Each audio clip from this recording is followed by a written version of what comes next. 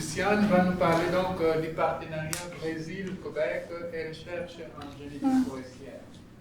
Un exemple attend. Donc, à vous, Luciane, la parole. Je vous donne la parole. Allô? Merci beaucoup, Damase. Merci beaucoup à tous. Je l'excuse, mais je suis un peu grippée. Ma voix, c'est pas bon. Mais je vous remercie à tous pour venir de m'écouter aujourd'hui. Et je vais parler un peu sur mon projet de doctorat, qui c'est pas avec le fungi, comme Isabelle, mais je vais parler de foresterie, mais précisément les génétiques forestières au Brésil. Et je vais parler en anglais, je m'excuse, mais je pense que c'est meilleur. OK? Je viens I come from São Paulo State in Brazil, and my advisor is Dr. Miguel Freitas. He is a researcher in São Paulo Forestry Institute in Brazil. And my co-directors are Mario, the São Paulo State University, and Damase Khasa from here, Université Laval. Before I start talking about about my project, I just wanted to show you a picture of Brazil and call your attention for the huge area that our country has. If we look for the whole Latin America, it's the biggest country in Latin America, and it has house of the most biodiverse biomes we have in the world. And the whole world, in my opinion, should pay attention, a lot of attention for all this big diversity, and also for the land use that we have been having, not only in Brazil, but also in all of the world. And when we think about taking care of our hotspots and diversity hotspots, Brazil is a good place to study this because we have lots of it. So today my talk will be about this partnership we have between Brazil and Quebec in the name of Professor Damase. And my talk will be held, I will talk a little about of Cerrado, that it's one of the most diversity hotspots we have in the world. What we have been doing in Brazil, not only to preserve the little diversity we still have there, but also how we're working on to do a real good manage of these products that the forests can give us. I will talk a little about of the species I have been working with and why we chose these species to work. It's a Myracrodruon urundeuva. And for the closing of my presentation, I will talk a little about expectations I have as a PhD student and looking for the future of Brazil, but also what I expect from all this partnership between Brazil and Quebec. First, I will start talking about Cerrado. And in this picture, we can see, I don't know if you can see it clear, but in this picture, we can see the extent that Cerrado has in our country. Here we have the biomes that Brazil has, and I think that the most famous biome we have in Brazil that everybody knows is Amazon, for sure. And you can see that it takes on the whole north part of Brazil. But we also have, we are sure that Amazon has a very huge biodiversity, but we also have other biomes in Brazil that also can help host lots of biodiversity. And if we look in the forest, real forest formations we have in Brazil, we can look in Amazon and Atlantic forest. We have edge of our country. And in this, we have more in the south, very, very south, we have Pampa. It's another biome, very huge in biodiversity, but it's not a forest, it's more a grassland biome. And we have this corridor between Amazon and Atlantic forest that is like a dry corridor that if we look in the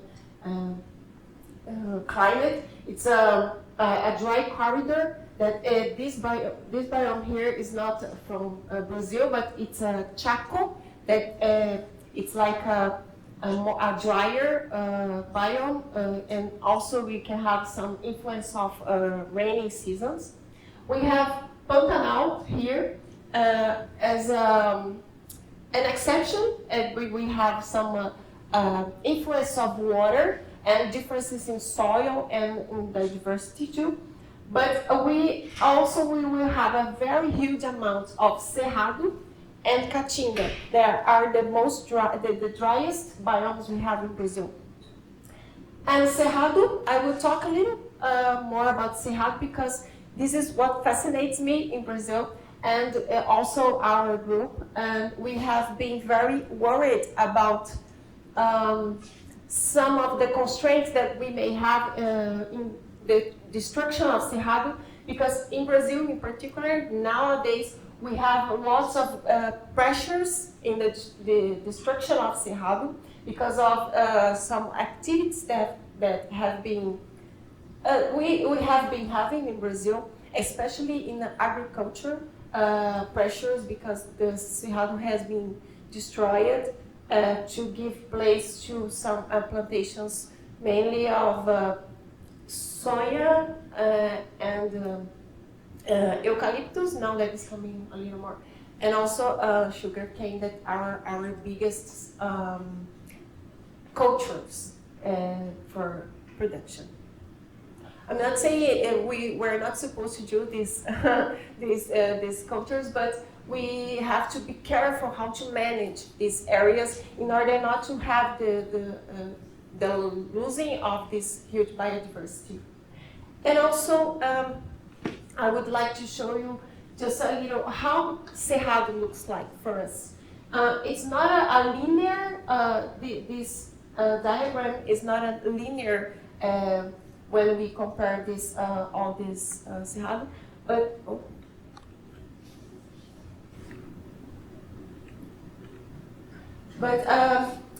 we can find Cerrado is not only one type of formation only. We have different phytophysiognomies, and we have forest formations, savanna formations that are made of arbusts formation, and are also grassland formation. So we can see that we have a very diversified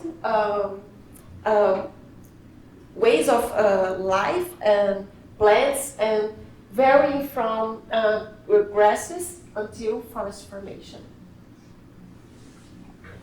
And I would like to call attention for another thing, that Cerrado, as being one of the biggest hotspots in the world that we have with biodiversity, is also responsible for the worldwide water conservation. We have two big aquifers in Brazil. That it's one aquifer that we can see in Amazon region that is called Altar do Chão, that hosts lots of water, and also in all this area here, we can see we find a very huge aquifer that is called Aquífero Guarani. So basically, Cerrado is very important for that. And we have some recent studies now showing that the destruction of Cerrado may have diminishing, make it the volume of water stored under in the ground has been diminishing. So it's starts to be a real concern for not only for the forest formations or all the biodiversity, plant biodiversity, but also for the raining cycles, and everything. Concerning, thinking about that, what we have been doing. I will talk specifically of São Paulo, because this is where I come from and where I have been working since I graduated. I did my undergrad. In Cerrado, in São Paulo specifically, we are located somewhere in this transition of Cerrado and Atlantic Forest. And in São Paulo, we have two big institutions. That we have Instituto Florestal that takes care of our forest projects. We also have universities, and one of them, the best one, it's UNESP, it's São Paulo State University, and together they have been working on the conservation of this material and how we can manage these products that we have. So the main objective of Instituto Florestal is to provide forest material for producers and for sustainable use, providing seeds of good quality seeds. And when we think about good quality of seeds, is not only the sanity of the seeds, but also the genetic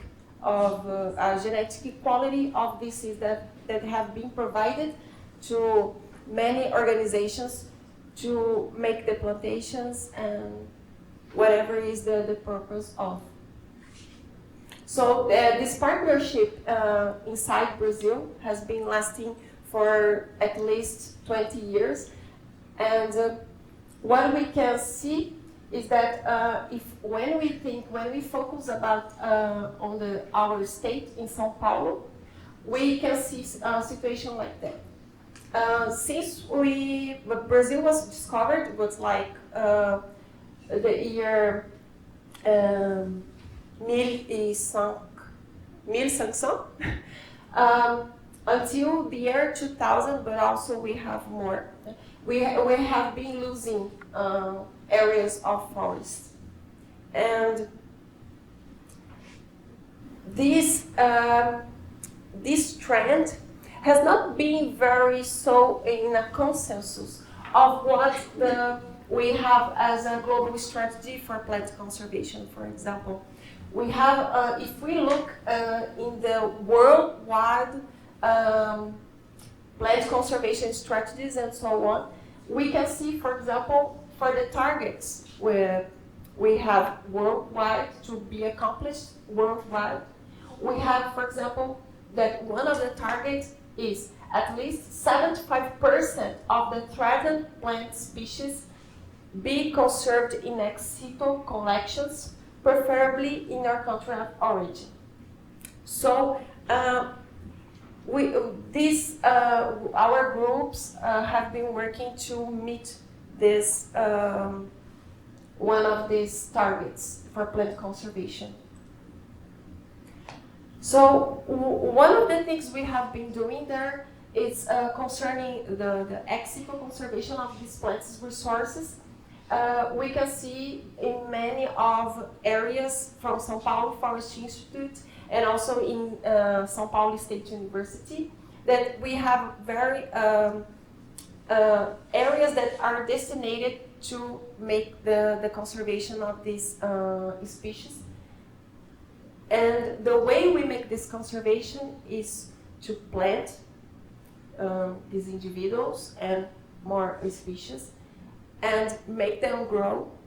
And when they grow, we pick the seeds and we try to make it a good destination for it. There are many experimental areas there, and one of them is from Cariniana legalis, that is our Jequitibá rosa. It's a very high valued tree species, and And this species in particular is very special for São Paulo because it's very linked with the history of São Paulo and all the development of our state. And that's why it's the tree symbol of our state. So we have a germplasm bank plantation there. Here you can see a picture of one of the experimental areas we have there. We also try to conserve species like pau d'alho, that's Damase Khasa, that they are not now commercialized, but they are potential for the commercialization. So they are to conserve there. This species is very interesting because when you walk on the experiment, you can smell garlic because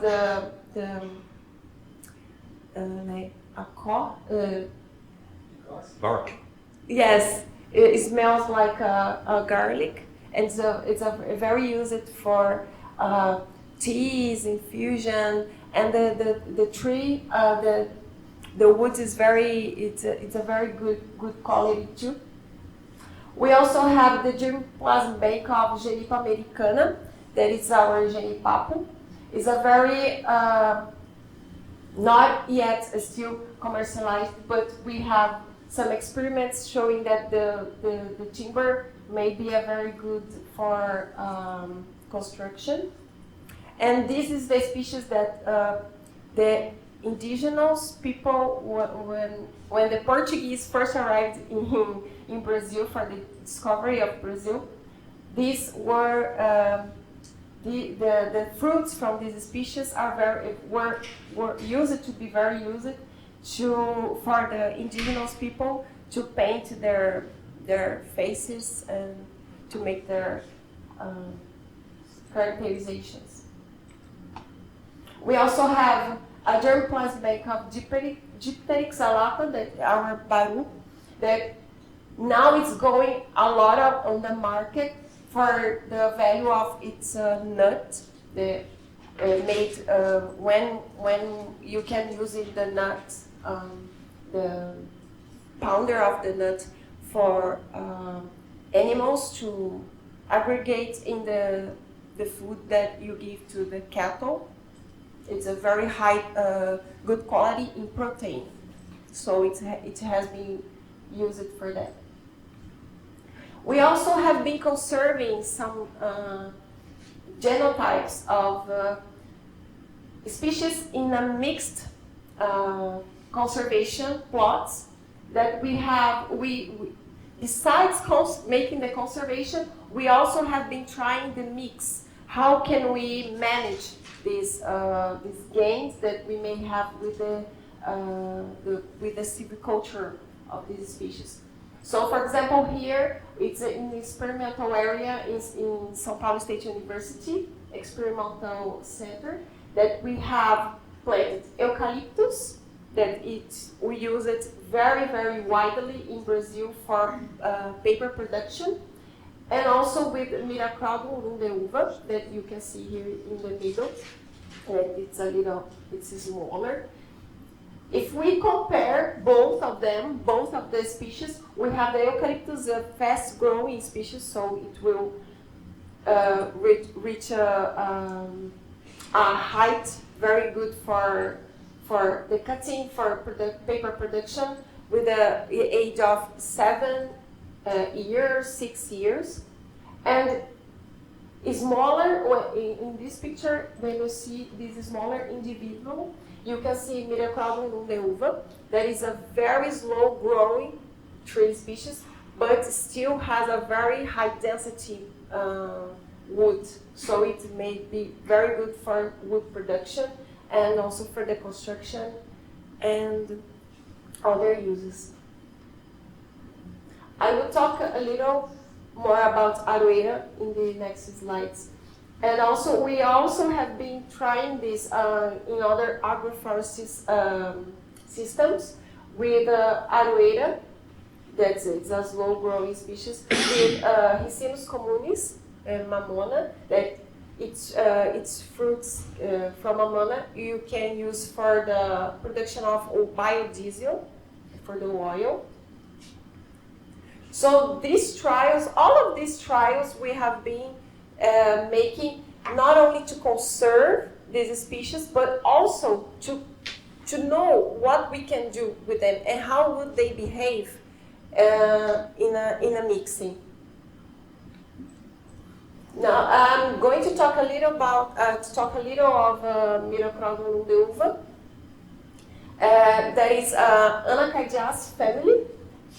And Anacardiaceae family is spread all over the world, but in Brazil we can see this distribution from the northeast until the southeast of Brazil.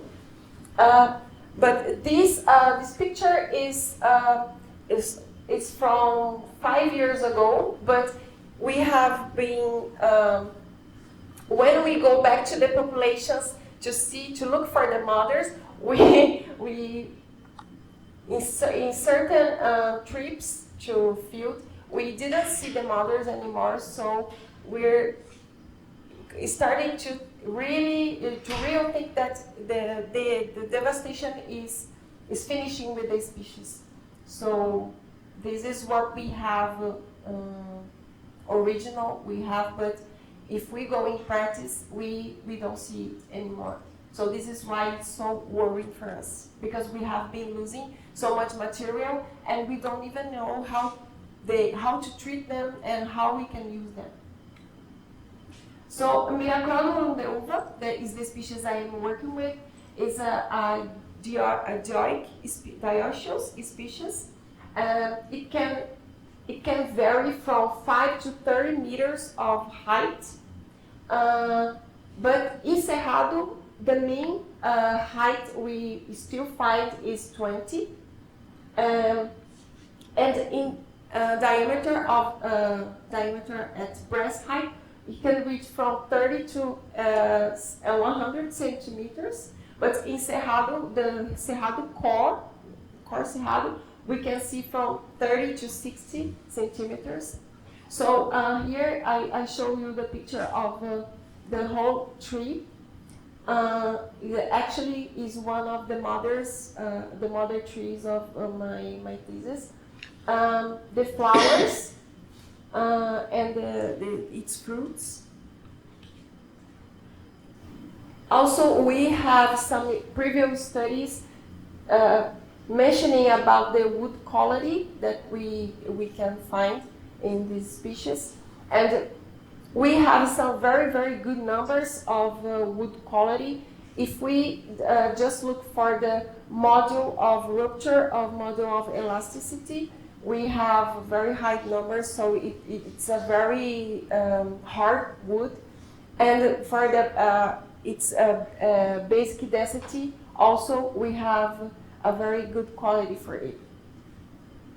Also, we know that it's a very good for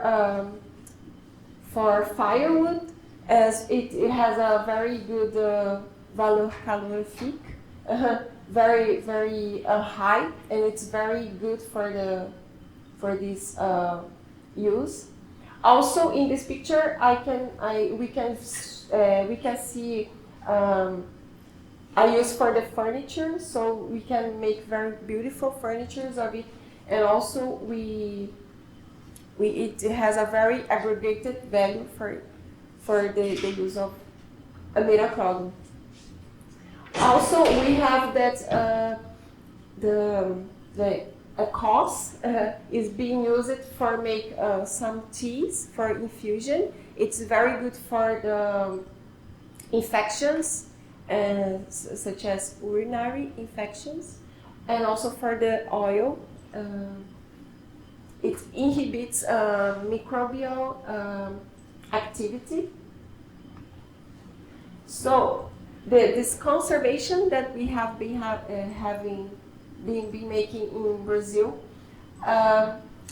it started from this species. It started like 30 years ago, and we have this germplasm bank, active germplasm bank, with now we have 19 populations planted in homo or heterogene plantations. And we have been investigating the genetic variability using mixed linear models. Also, we make the estimation of the variance components of it, the prediction of the genetic values, and also the genetic variation using the parameters based in phenotypic traits.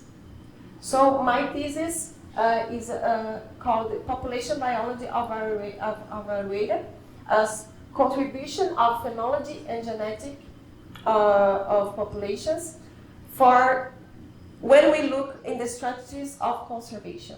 So the hypothesis of my thesis was the conservation, the ex situ conservation of Arueda is being very effective, but we actually don't know it because since we don't have so many individuals there, we don't know how much we have already lost.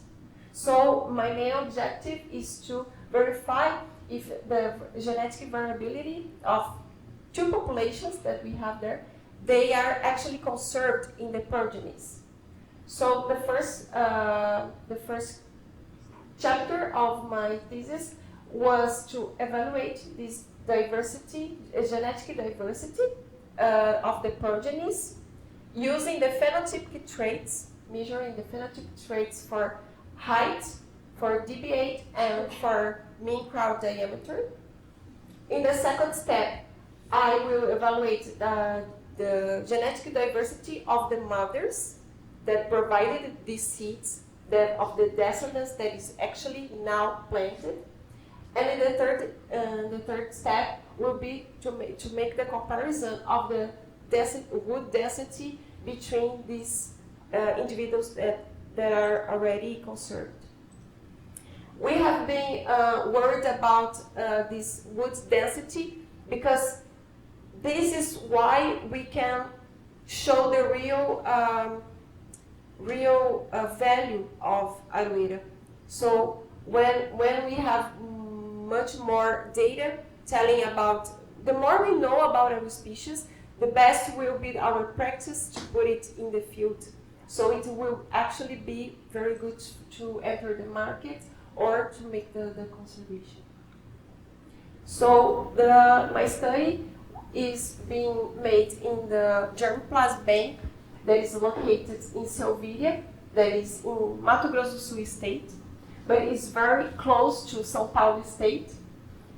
And this conservation, this ex situ conservation experiment is from two populations, from Aramina, that you can see there in the top of the map, and also populations from Silvíria. So basically will be to estimate the difference between local and non-local populations. The experiment is arranged in 6 repetitions with the 50 families, where we call the mothers, that 1 to 25 they are mothers from Aramina, that is a non-local species, and the 26 to 50 is a local species,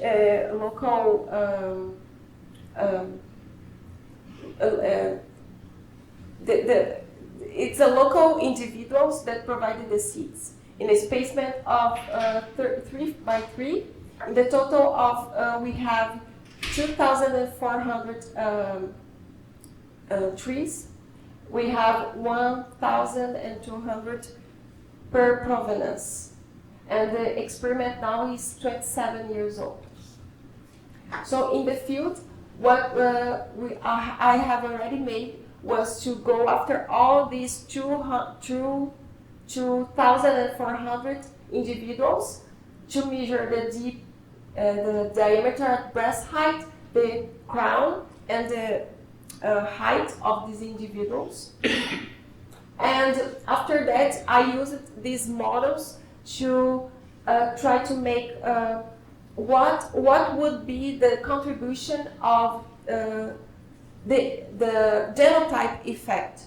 So when I tested it, I saw that I don't have any effect of genotypes, but I have effect of the plots that they have been conserved. So this data show me that it's not exactly the genotypes that matter in this conservation, but how we manage these genotypes. So now the next step will be to make the thinning of these populations to see if we have some phenotypic difference in the traits. We also saw how this, what is the level of heritability that we have for these characters, and we saw that if we consider the two populations separately, we have a very low heritability for all characters for the population, non-local population. But for the local population, we see that it's very heritable character. We also see that we have a very high coefficient of genetic variance. So it means that for the local population, we have higher variance, genetic variance, if we compare to the non-local population. And in these pictures, what we did was to gather all these traits and put it into only one variable that we called Z, and we saw that we can see different strategies from the different populations. Aramina, that is a non-local population, we have different strategies for growing more, investing on the growth of the crown. And if we look for the local population, that is Silveira in blue, we can see that this population is investing more in the growth of DB8. So that makes us believe that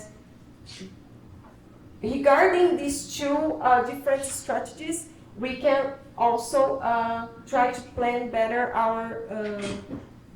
our management. And here in Quebec, what I am doing here, I brought the mothers that we collected from the non-local population, that Aramina, and the local population, to compare and make the genomics-based diversity analysis by making the SNP calling.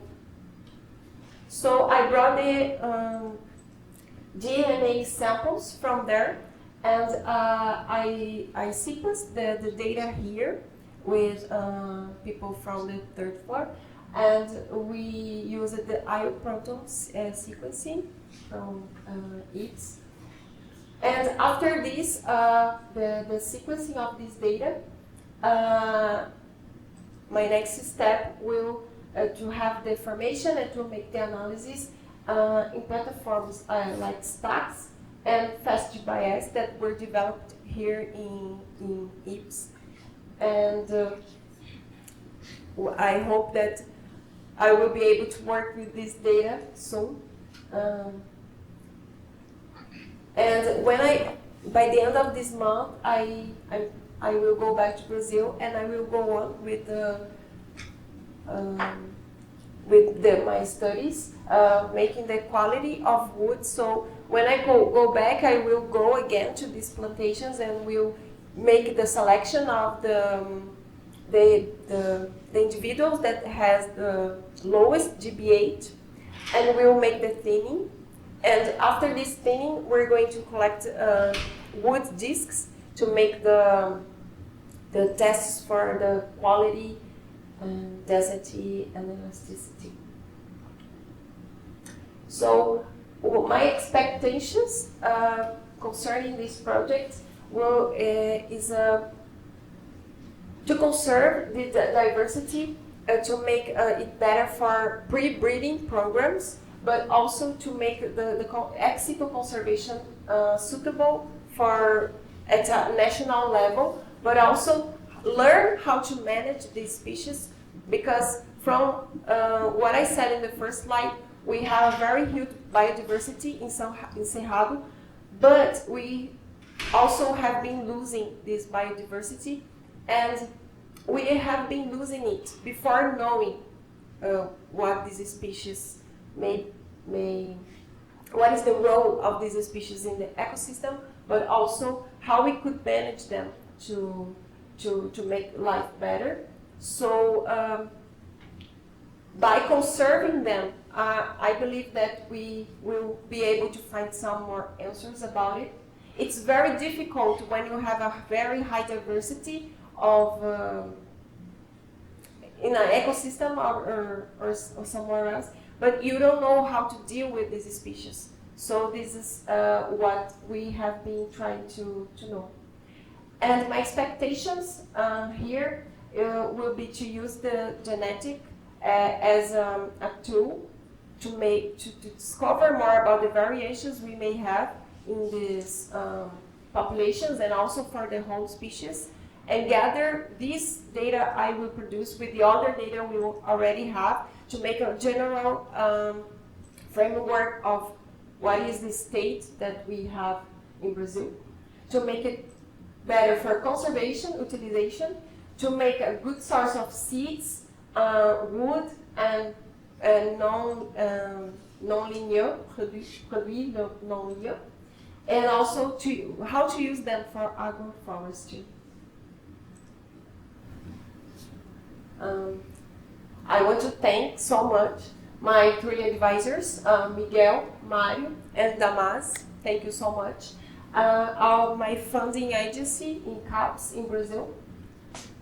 Also, everybody from CEF, thank you very much for the opportunity. Also, people from IPS, especially here in my case, Brian Jerome from the 3rd floor, that they helped me a lot to try to accomplish this work. Also, the other people, Donna, Gaetan, Micheline, Mario, Jean-Guy, André, so there are many people involved.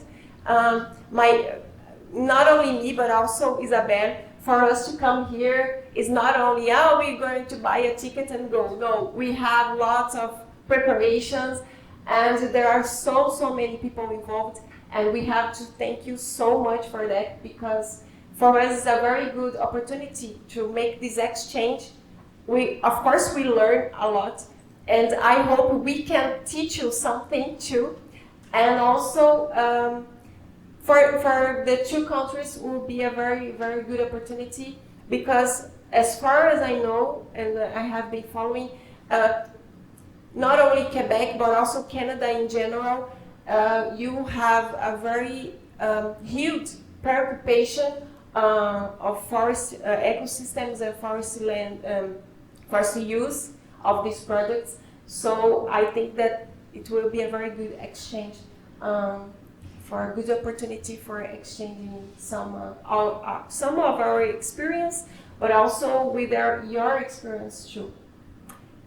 I would like to thank so much people from Damase Khasa lab, everybody from this family, everybody who is here. Also Damase, thank you so much for everything. And also Marie-Ève has been very patient with me and helped me a lot. I have to thank her so much. Thank you so much. And also, I would like to thank so much all the friends I made here, because you were very special for me. Everybody here has a role in my formation and also in Isabel's formation. So this exchange is not only about learning new tools to make our work go on, but it's all everything related. So this helps us to be better people, and I just hope that I can contribute with you too. Thank you so much.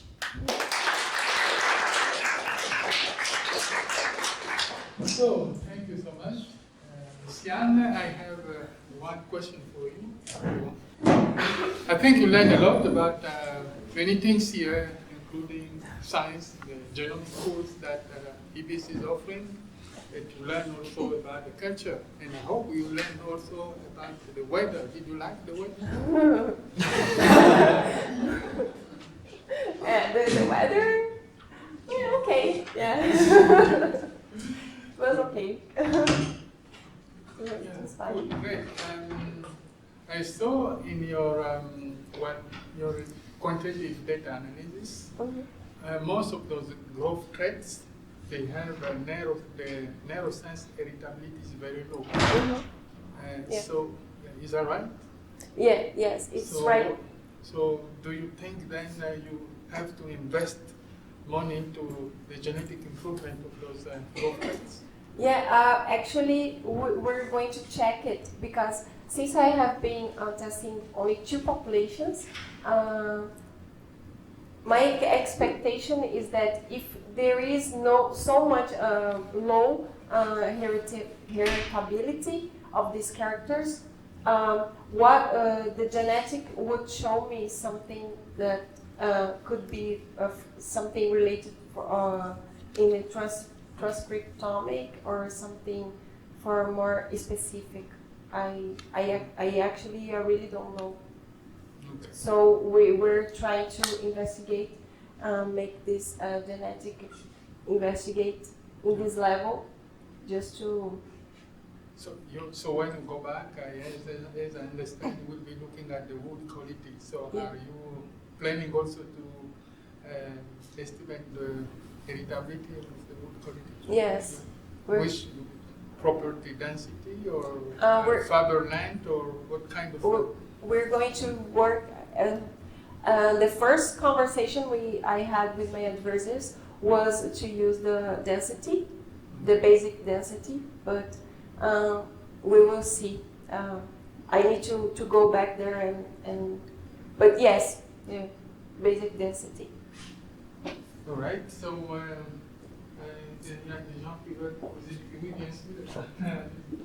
Thank you. I had a follow-up question on the heritability because you have heritability differences between your 2 populations, is that right? Yes. Can you explain that? Do you know why it is like that? Well, in this case, in the data I showed you, they are local and non-local populations. So the difference between the heritability that I found was that the local populations tend somehow to leave the traits more heritable if we compare with non-local populations. But this is something I still have to think about. But what I saw was that non-local populations tend to express a little lower heritability of these characters, maybe because they are out of their original environment.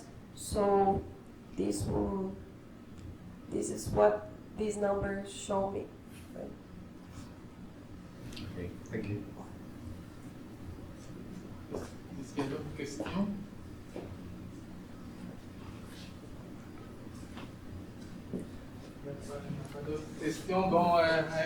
I still have one about agroforestry. So we did mention that we would like to develop intercropping, as I can see, with Allemão and Ricinus, Yes, which is the Forbiaceae species. Yes. And it's for biofuel production. Yes. Do you use Jatropha, Kirkans? Jatropha, Kirkans, for biofuel production in Brazil. You know the Jatropha? Yes. You mean to change No, the use of... I mean, are you promoting the jatropha for biofuel production in Brazil or not? I actually... So just palm oil, and then now the intercropping system here is with racemose. Yes. But jatropha is also one of the plant many countries are promoting for biofuel production. Yeah, it's something we can test, but I still don't... No. With Arweda, no. But All right. Bon, alors, s'il n'y a pas... Sinon, il n'y a pas une dernière question? Non? Est-ce qu'il y a une autre dernière question? Bon, s'il n'y a pas de dernière question, alors je voudrais remercier tout d'abord notre ami Pierre qui nous filmait, qui nous suivait ici, et évidemment Natacha, et finalement pour tous qui étaient restés encore ici, parce qu'il est déjà quand même tard, là, il est 2h moins quart. Je voudrais que vous puissiez vous joindre à moi pour remercier les deux conférencières. Isabelle.